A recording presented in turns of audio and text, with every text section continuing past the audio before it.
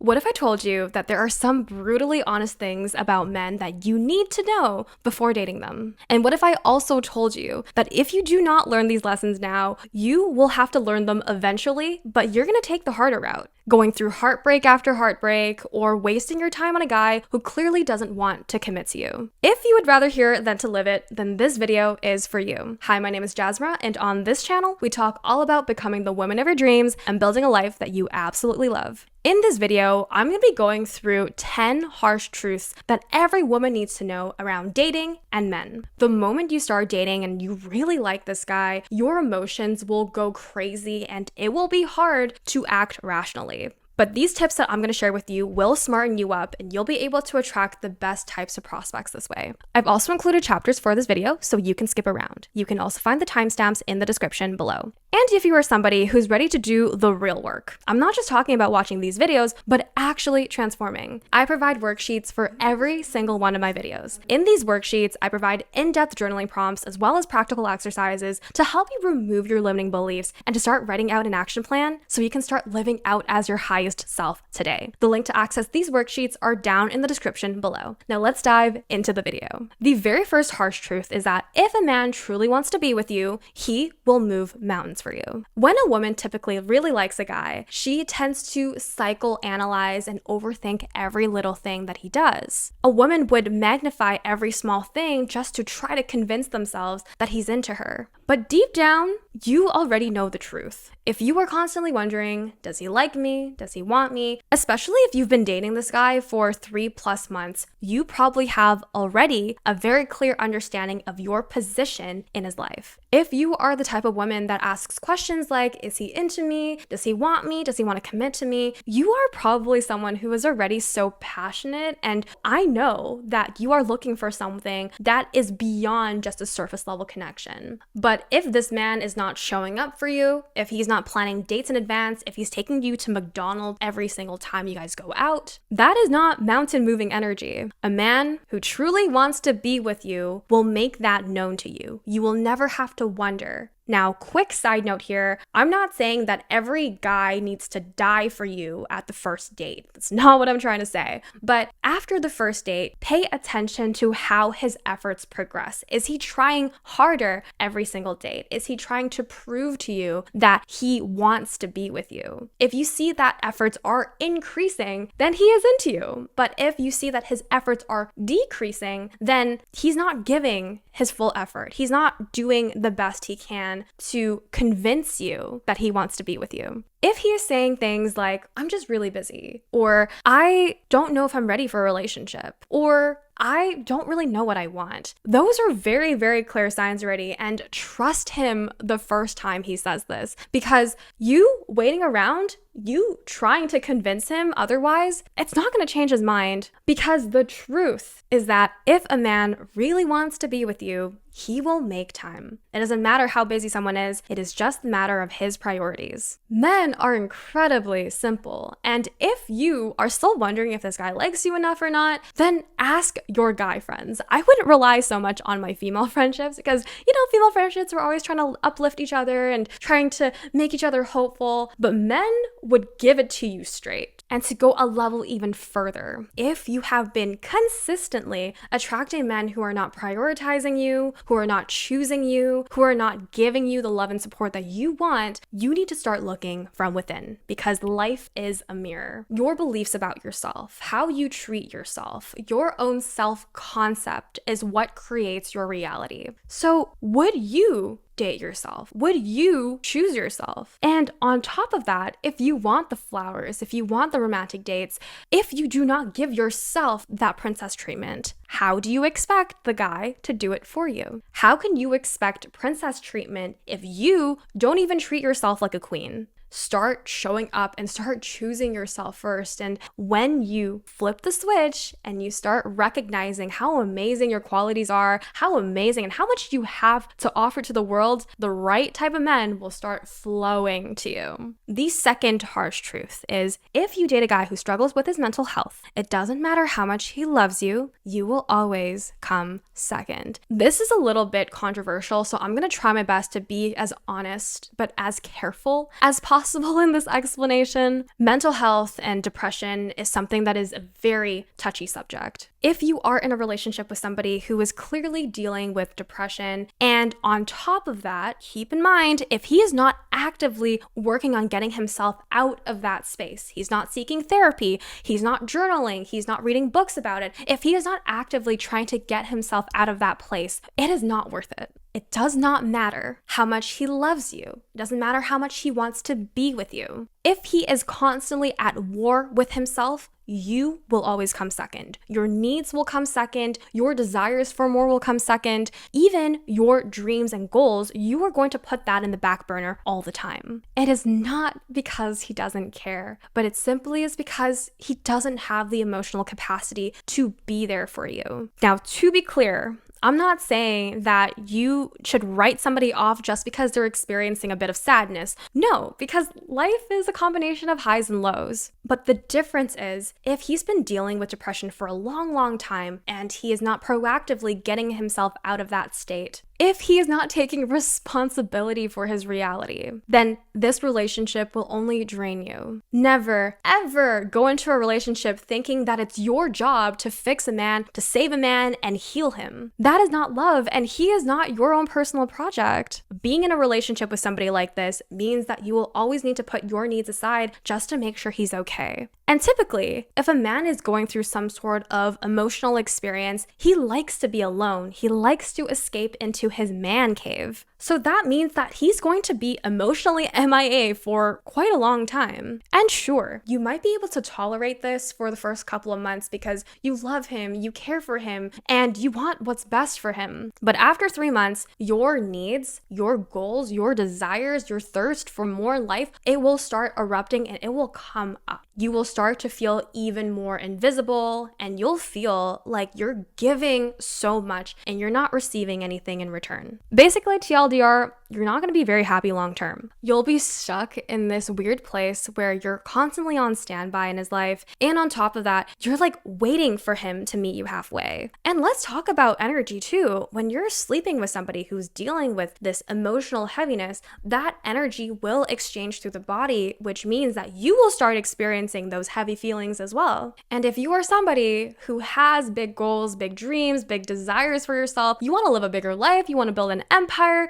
you want to meet amazing people, you want to live a full life, he will hold you down. And the worst part is, it doesn't matter how much you do for him. You could give him the world, but he's not going to see you, and he's not going to be able to appreciate the things that you're doing for him simply because he is constantly at war with himself. The harsh truth that you need to know is that you will never be able to get him out of his depression. You will not be able to heal or save him. He has to do that work on his own. The third harsh truth is he will rise to your standards, but only if you hold them. Men are more than capable of meeting high standards, especially high value men. In fact, if a guy believes that you are worth it, he would be more than happy to rise to the occasion, to rise to meet you. And he will even find joy in providing for you, supporting you, loving you, spoiling you. If you are downplaying your needs, if you are trying to pretend to be chill when you're really not, if you are apologizing your needs and being okay with the bare minimum, you are enabling low effort. When I was in my early 20s, I used to be so proud of being chill because I'm not like other girls, I'm incredibly flexible, my personality changes based on the person, and I can just date whoever I want because I know that I would be the perfect girlfriend for any guy.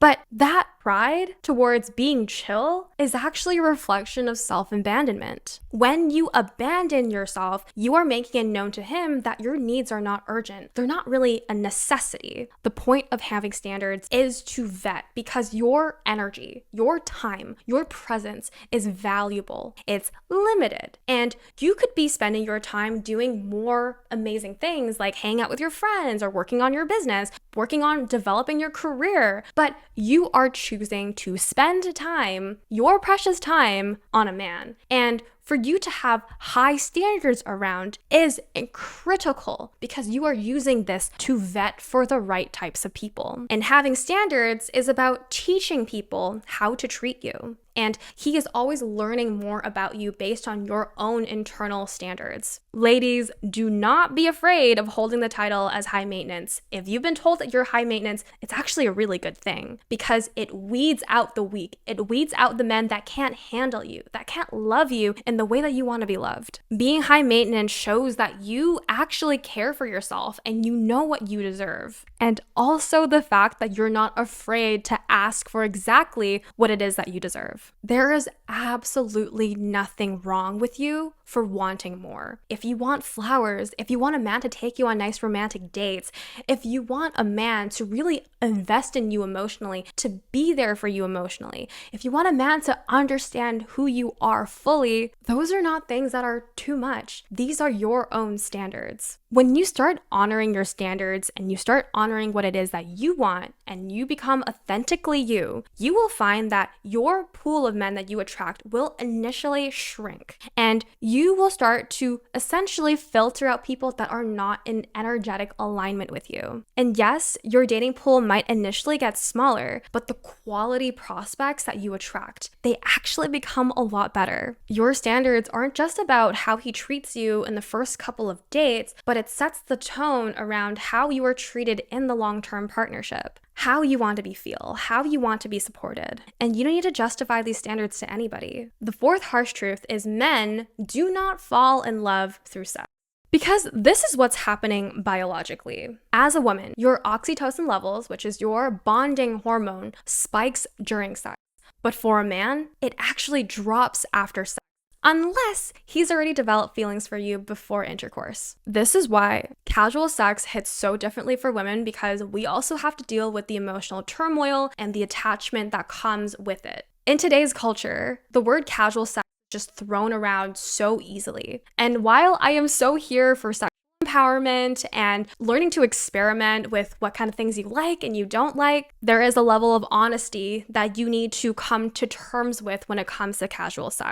Are you someone who gets attached really easily? Are you somebody who feels abandoned every time you experience sex with someone casually? And while there are women like Samantha from Sex and the City who can have sex anytime, anywhere with anyone, and if that's you, then having casual sex is fine. But if you're somebody like me who gets attached really easily after sex, it can really mess with your ability to objectively make choices around this person. He could be broke, unemployed, or just doesn't have any ambition for himself. And you would still be able to see beyond that because you just are so attached to him. Sex clouds your judgment and you end up seeing that person with rose-tinted glasses. So if you are somebody who wants to make an honest decision and you don't want to go through heartbreak after heartbreak, re-experiencing the same type of person, you need to start entering these initial dating stages with a bit more intention. Too early can completely ruin the process of getting to know somebody on a deeper level. And for me personally, I follow this rule to not have sex with a man until the third date, or honestly, if you can stretch it further, you probably should. This is not about intentionally trying to play hard to get or to try to play games, but it's about you fully assessing whether he is really in it with you for the long run. If he loses interest because you're not sleeping with him, then it's a really clear telling sign that he was never in it for you. He was only in it because he wanted to sleep with you. Here is a life hack that I really love. If you don't want to sleep with that person on the first, second, third date, you want to stop yourself. I learned this tip from the movie Think Like a Man. And the tip is you want to wear ugly granny panties in the first 3 dates just because you want to prevent yourself from sleeping with him at all costs. I'm talking High School Musical underwear. I'm talking about princess Cinderella underwear. Like, just think of the weirdest granny panties that you still own that you don't want the world to see, and especially not him. Because if a man really wants you, he'll wait, he'll respect your pace, and he'll prove that he's really in it for you, not just to sleep with you. The fifth hard truth is commitment will not change his behavior, waiting for a label to fix what already isn't working. Now, I'm really talking about women that are anxious and men that are avoidant, and this kind of dynamic is never healthy. If he's emotionally unavailable while dating you, becoming your boyfriend isn't going to unlock some sort of magical version of him that's secure. We often romanticize the idea that once he commits to me, once I have a label on this, then he'll change, he'll be different because he loves me. He'll start showing up more, he'll be more attentive, he'll love me better. But in reality, if he is half-assed this relationship, if he's avoidant, he will still be this way after commitment. And here is where things get even more dangerous. Expecting a marriage to change everything. Once I marry him, then I can prove that he loves me. He'll finally treat me the way that I want to be treated. But girl, it's just a very expensive way for you to find out that he's not gonna change. You will be left with the same relationship, the same intimacy problems, but the difference is you just have a ring on your finger. Just because someone agrees to put a label on you, whether it's a boyfriend or a husband, doesn't mean that they're actually emotionally available to give you the relationship that you're looking for. Commitment is only a continuation of what is already existing in this relationship. Don't fall into the trap thinking that the more that you try in this relationship, the more that he'll be able to give you that same energy back. Truth be told,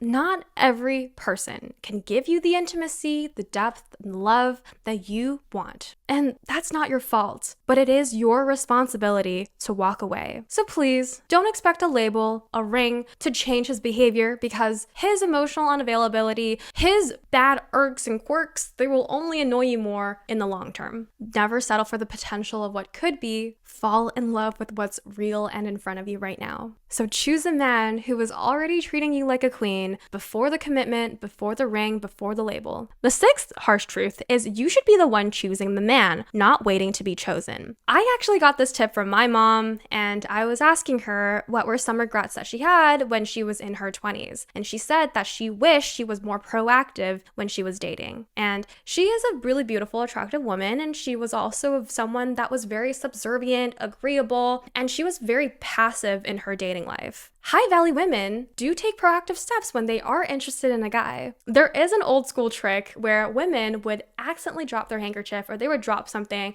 just to get the guy to pick it up for them and say, "Hey, miss, you forgot this," or "You dropped this," and allows them to really spark a conversation. It gives an opportunity for the two of them to really connect and meet. Subtle initiation is not desperate, it's not weak, it's not cringe, but it's just a way for you to really spark an initial conversation with this person and to express your subtle interest. And you're probably thinking, well, if he liked me, he would approach me. But sometimes women are a little scary, and we all equally have very rational fears of rejection, and it's not something that a man would do every day. Like, a man wouldn't approach a girl every single day and ask for their number. Many of them are shy, and many of them do fear being turned down. If you are currently struggling and finding a guy to date, there's actually a study done that showed that 90% of the types of people that we choose to date are in our immediate pool. They're the people that are in front of us. The guys that we go to school with, the guys that we work with, the guys that are in our Tinder swiping pool. If you do want to expand your prospects, then you need to expand the immediate pool of people that are in front of you.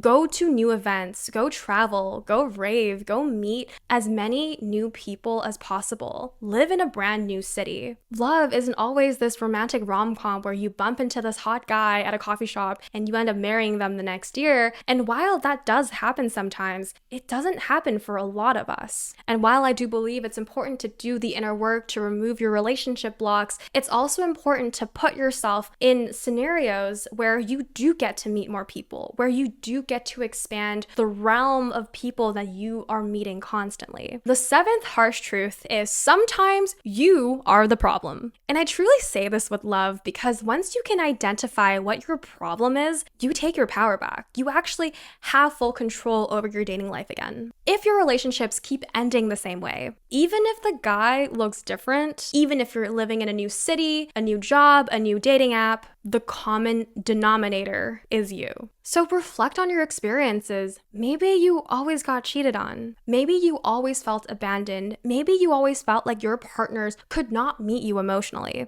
And while it is valid to want to burn their house to the ground because of what they did, doesn't matter how much they hurt you, you still played a role in this relationship. I'm not telling you to blame yourself for someone's bad behavior, but it's about taking responsibility of why you chose this person to begin with. You know, women say to me all the time, why do I keep attracting the same type of emotionally unavailable man? And the problem isn't that you met him. The problem is that you gave him your number. The problem is not that we attract a certain kind of person, but rather that we are attracted to a certain type of person. Emotionally unavailable people may feel oddly comfortable or familiar to you. Not necessarily because it's healthy, but maybe because your dad didn't show you that same level of intimacy and love. We unconsciously chase people who recreate past emotional wounds because deep down, we are still trying to fill up that cup. We are still trying to fulfill that unmet need. So if you want to start breaking this cycle, it requires a lot of self-awareness, and that's what my worksheets are all about. One of my favorite ways to tackle relationship patterns is to write out your relationship timeline. I want you to go all the way back to the very first crush that you've been obsessed with to your relationships now. And for each and every one of them, ask yourself the following questions. What attracted you to them? What qualities did you like about them? What didn't you like about them? What worked? What didn't work? What led to the breakup? What role did you play in the dynamic? And what did you learn? And you will start uncovering a pattern where your energy leaks were, what kind of behavior you were tolerating, and you'll be able to identify what needs to end now. Self-responsibility is the most liberating experience you can give to yourself, and you're able to attract way better prospects because you've released your blocks. So if every relationship is ending the same way and you're always like, yeah, I knew it, men suck, men are the freaking worst, stop,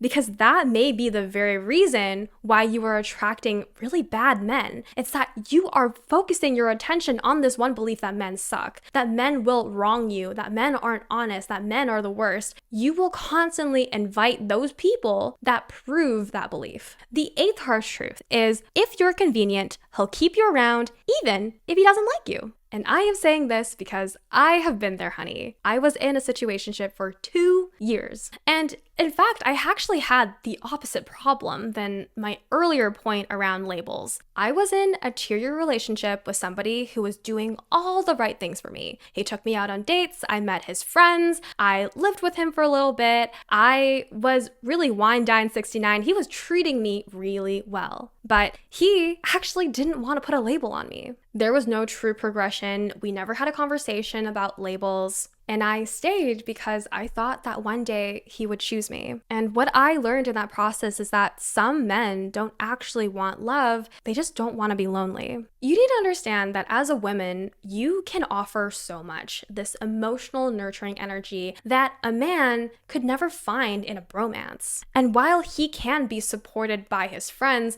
being in a romantic partnership with somebody is a whole different energy. He'll keep you around because you're emotionally nurturing, that you're there for him when he's at his lowest, that he gets to sleep with you. You make them feel good. And if you are constantly saying yes, if you're bending over backwards, if you are pretending to be okay with this relationship, even if you're not, he will undeniably stretch this situationship out for as long as possible. They may not want the label or want the relationship, but they're still benefiting from girlfriend privileges. If you've been seeing a guy for 3 months and there's no real conversation or progression about where the relationship is going to go after those 3 months, then girl, you should just leave. If you bring it up and he creates some sort of excuse, that's your answer. You don't need to pry. You don't need to wait. You already know that he's not going to commit to you even after 6 months down the line. And sometimes a guy could put in a lot of effort in you and still don't want to label with you. That is still a telling sign that he is just comfortable with how this relationship is going. The ninth harsh truth is if he's bad in the beginning, it only gets worse. A lot of women are afraid to admit that because they like to hold on to potential. But let's be real. The first 3-6 months of dating somebody, that is just the trial period. And typically, when you're initially dating someone, they're always putting their best foot forward first. But if he is already flaky, emotionally unavailable, if he's already doing the bare minimum, he's already giving his best. So you expecting more than that is a little bit delusional. Whatever version of him you're getting now, that is the highest level of effort he's likely to give you. If you feel unheard, misunderstood, neglected,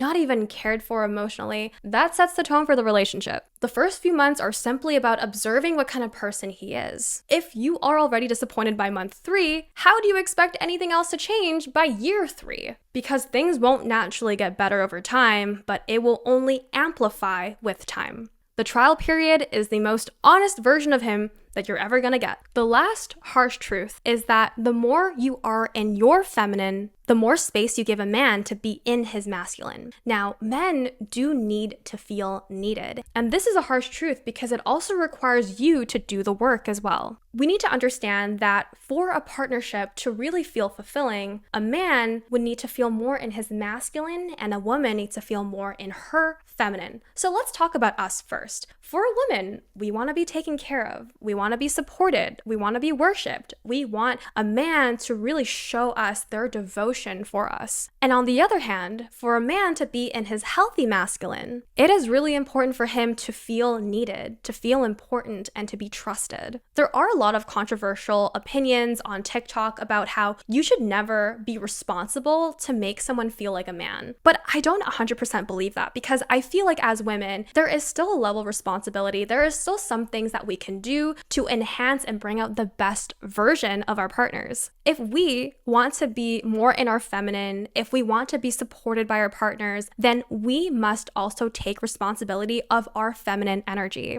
This means that we need to drop the act of being the strong, independent woman and not letting people help us with the things that we want help for. And asking for help is not a weakness, but when you're in your feminine, the really beautiful thing is that even if you could do things on your own, you don't need to. And you can ask for your partner to help you with things just because you simply deserve to have an easier life. So this means asking for help even if you know that you can do it on your own. And men, especially high-value men that are in their masculine, they want to help you. They want to provide for you. They want to support you. And they really want you to believe in them. And when you show that belief and you ask for help, you show your appreciation, it makes them feel more in their masculine. And in the end, they're going to want to help you with more things. They genuinely will feel more motivated to want to support you more. And guess what? That means that you also get to tap even deeper into your feminine. For example, if you're traveling with your partner and after a very, very long flight, you need to grab your check-in bag and you're at the conveyor belt, yes, you can grab your bag. But what better way to initiate his masculine energy than to ask him to grab it? Or if he's smart, he would grab it for you. And the most important thing is that you need to show your appreciation. That is what truly enhances his masculine energy. And you could even say, look at those strong arms. Oh, you're so strong. Thank you so much. And just by simply showing your appreciation, that could make him feel so good. When a man doesn't feel trusted or needed, he will pull away or shut down. So ask yourself, are you allowing yourself to receive? Or are you too busy proving to yourself and proving to everyone around you that you can do everything on your own? So yes, it is not your responsibility to make a man feel like a man, but you can nudge and inspire him to be more in his masculine. And we've reached the end of this video. And I would really like to know in the comments down below, what is one harsh truth about men and dating that you wish you knew earlier? And if you are serious about shifting your relationships and your reality, download my worksheets down in the description below. And if you are currently on the journey of becoming the woman of your dreams and building a life that you love, check out my channel because I make a lot of videos about high-value women energy, about self-worth, about relationships, money, entrepreneurship, literally everything that falls under the umbrella of creating the best life possible. If you love this video, I highly recommend checking out my last video, 10 micro habits to increase your feminine energy. In that video, I talk about increasing your feminine essence so you can start being in a place space of attraction, attracting those opportunities, attracting that career, attracting that person. And to most importantly, do all of that with ease. I love and appreciate you so much. Thank you so much for being here, and I hope to see you next week. Bye!